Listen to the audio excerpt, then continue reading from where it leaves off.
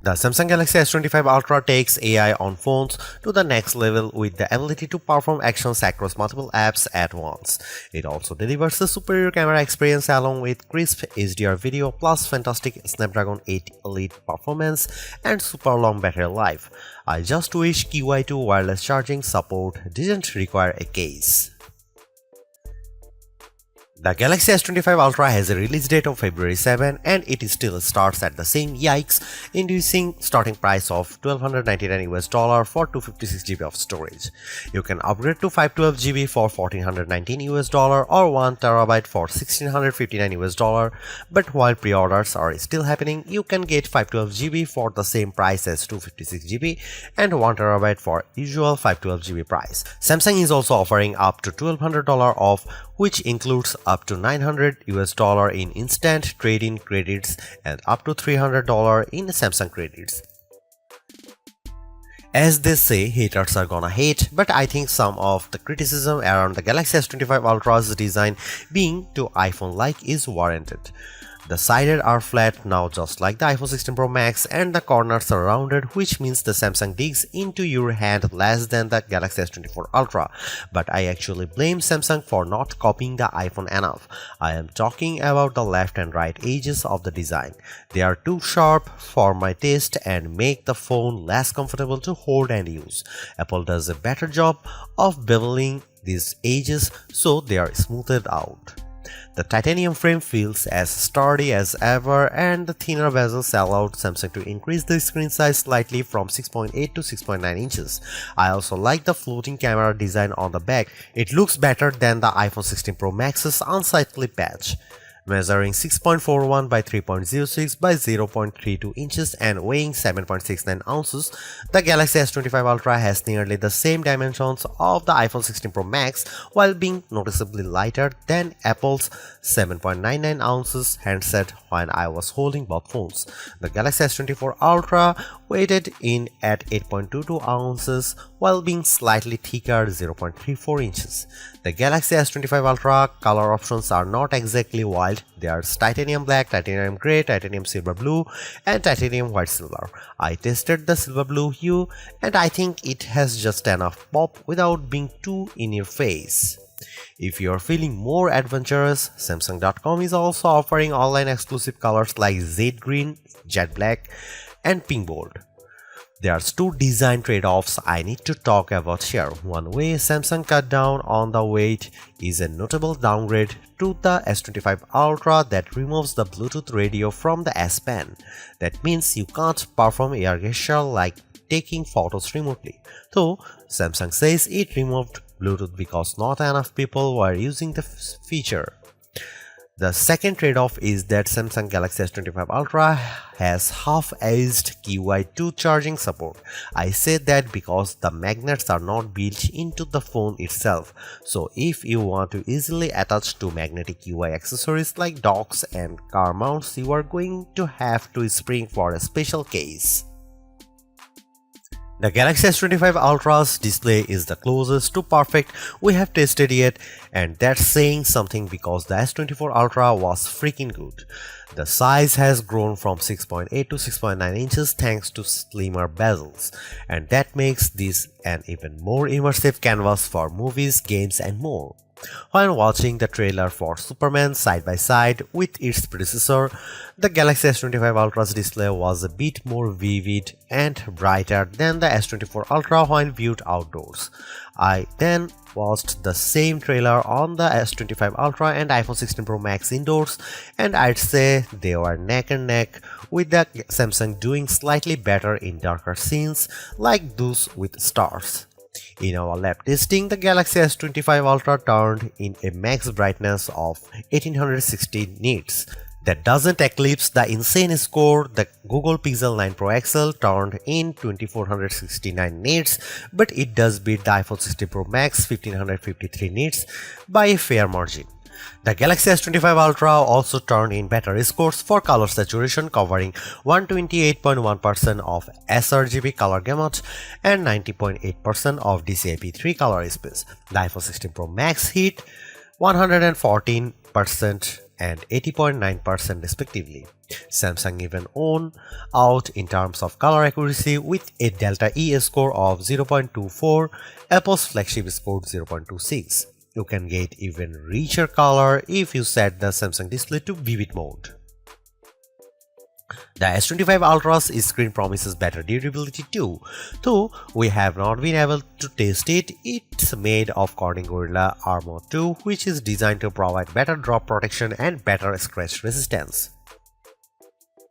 There is always that one feature that you want to show your family and friends when checking out a new phone, and with the Galaxy S25 Ultra, that's cross-app action.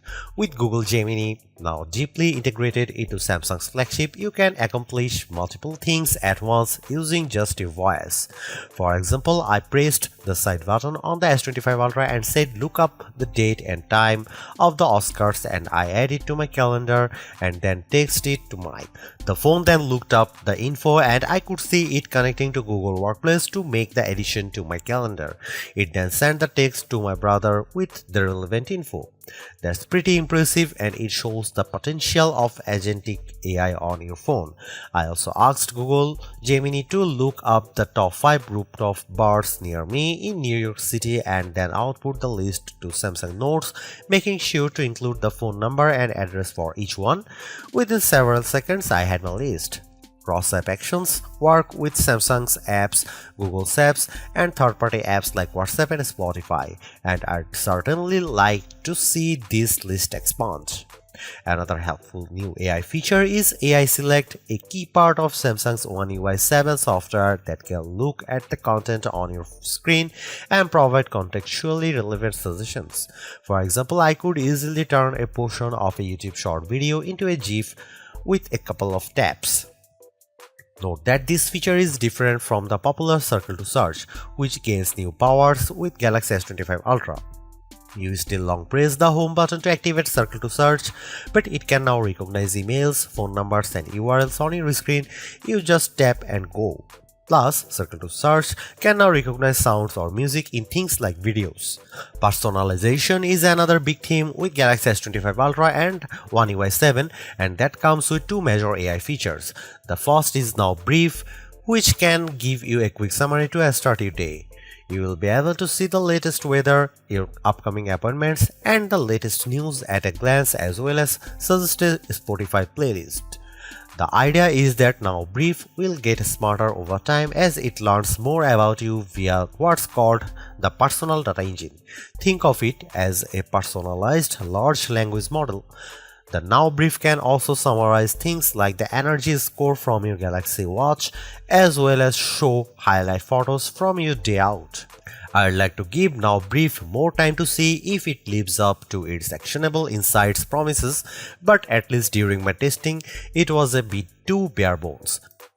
The Now Bar is a hand tool that's designed to give you timely info on your lock screen, from sports scores and reminders to timers and directions. It's very similar to live activities on the iPhone, and I like how you can easily flip between multiple alert boxes on your home screen, which are stacked on top of each other like cards. However, I'd like to see Samsung add more partners such as Uber for seeing your rideshare status at a glance, or DoorDash for your delivery updates. The Galaxy S25 Ultra has lots of other AI powers that are worth trying out. With the help of Google Gemini, I can ask about a video I am watching on YouTube and get quick answers to questions. For example, I asked Gemini to summarize the top 25 AI features announced during Unpacked, and the AI analyzed the video and came back with a list. That's pretty amazing. You can also ask questions about any photos on your screen. I pressed the side button and I asked about a church I saw in St. Joseph and found out that it's the Cathedral Basilica of St. Joseph, which is an example of Romanesque revival architecture. So the S25 Ultra can easily be your tour guide. The Galaxy S25 Ultra doesn't offer much in the way of camera hardware changes.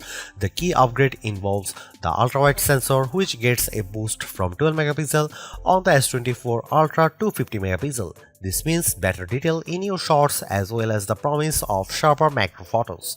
Otherwise, you get the same 200 megapixel main sensor, 50 megapixel 5x telephoto, 10 megapixel 3x telephoto, and 12 megapixel front shooter found on Samsung's previous Ultra model. Here are some camera samples of Samsung Galaxy S25 Ultra.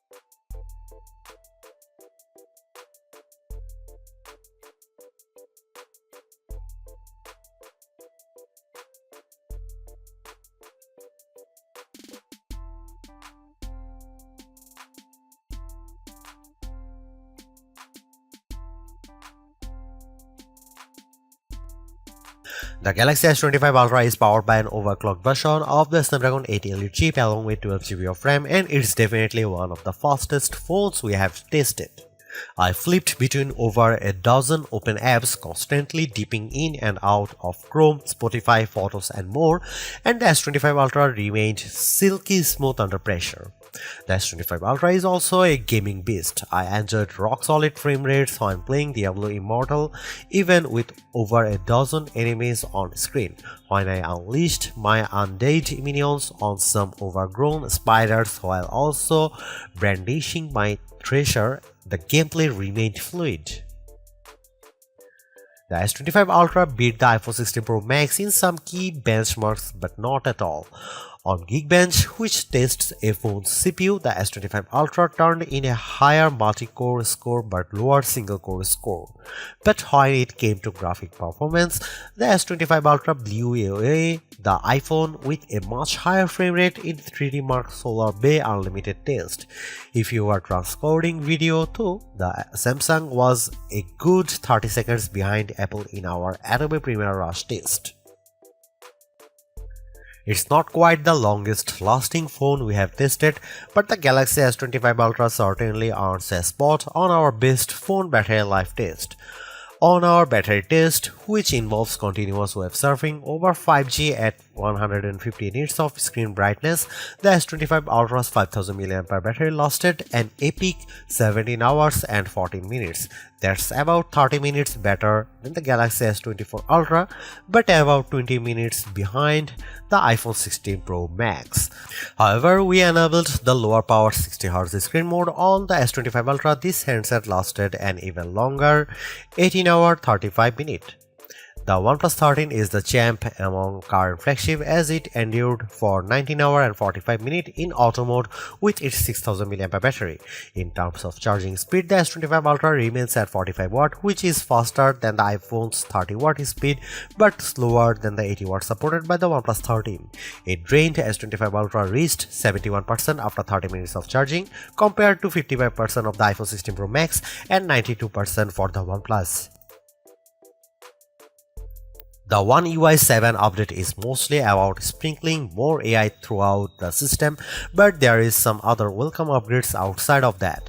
For example, the notifications and quick settings are now split up, and you access the former with a swipe from the top left and the later from the top right.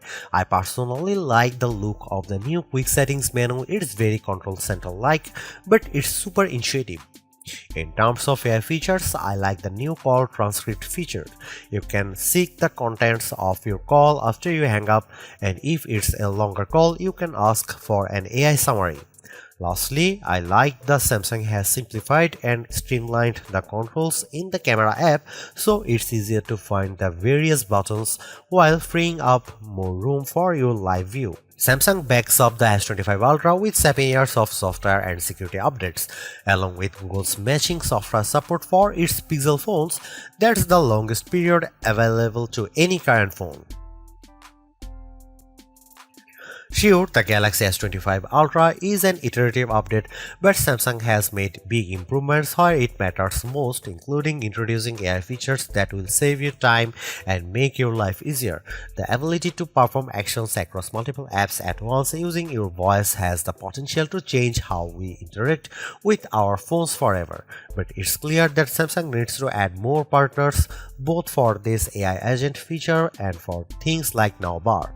I am less impressed with the Now Brief, and I wish Samsung had included QI2 magnets in the phone itself so you didn't have to buy a case to connect to magnetic accessories. But overall, I really like the Galaxy S25 Ultra. Its AI smarts, vivid display, mostly top-notch cameras, super smooth performance, and long battery life add up to a very impressive flagship, so impressive that I am tempted to switch to Android myself. Thanks for watching, see you in the next one.